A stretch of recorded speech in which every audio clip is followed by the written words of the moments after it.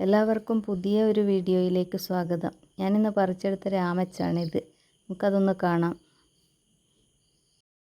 പുൽവർഗത്തിൽപ്പെട്ട ഒരു ആയുർവേദ സസ്യമാണ് രാമച്ച. നമ്മൾ ഇതിൻ്റെ ഇലയൊക്കെ ഉണങ്ങിക്കൊണ്ടിരിക്കുന്നുണ്ട്. അപ്പോൾ പറിച്ചെടുത്തതാണ്.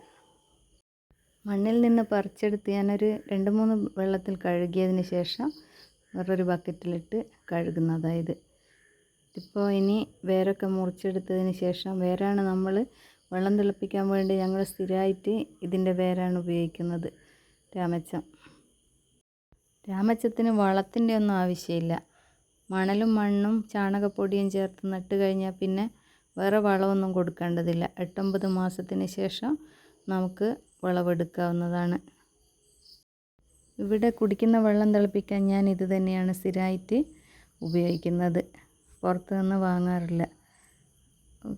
തുണിയിൽ കിഴികെട്ടി ഇട്ട് തിളപ്പിച്ചെടുക്കുക ചെയ്യുക. നല്ല മണമായിരിക്കും. ഇപ്പം തന്നെ ഇത് മുറിച്ചെടുക്കുമ്പോൾ നല്ല മണമാണ്. ഈ വേരൊക്കെ മുറിച്ചെടുത്തതിന് ശേഷം നമ്മൾ ഇത് തന്നെയാണ് നട്ടു കൊടുക്കുന്നത് ഗ്രോ ബാഗിൽ. ഇനിയിപ്പോൾ പുതിയ ഗ്രോ ബാഗ് വാങ്ങണം. 2-3 പ്രാവശ്യം കൃഷി ചെയ്ത ഗ്രോ ബാഗാണത്. അതൊക്കെ കീറിയിട്ടുള്ളത്. ഇനിയിപ്പോൾ ഇത് കുറച്ച് ദിവസങ്ങൾക്ക് ശേഷം ഇത് നമുക്ക് നട്ടു കൊടുക്കാം. ഗ്രോ ബാഗിൽ ഞാൻ 2-3 തണ്ടുകളാണ് നട്ടിരുന്നത്. അത് ഇപ്പോൾ കൂടുതലായിട്ട് ഉണ്ട്. ഇതിങ്ങനെ പൊട്ടിച്ച് നമുക്ക് ഇനി അടുത്ത ഗ്രോ ബാഗിലേക്ക് നട്ടു കൊടുക്കാം. ഇനി വേര് നമുക്ക് വൃത്തിയാക്കിയെടുക്കാം. കുറേ പ്രാവശ്യം വെള്ളത്തിൽ കഴുകി ഒരഴുക്കും ഇല്ലാതാവുന്നത് വരെ കഴുകിയെടുക്കണം. നമുക്കിപ്പോൾ ഇത് ഒരു ചെറിയ പാക്കറ്റ് വാങ്ങണമെങ്കിൽ തന്നെ 30 രൂപയൊക്കെ കൊടുക്കേണ്ടി വരും.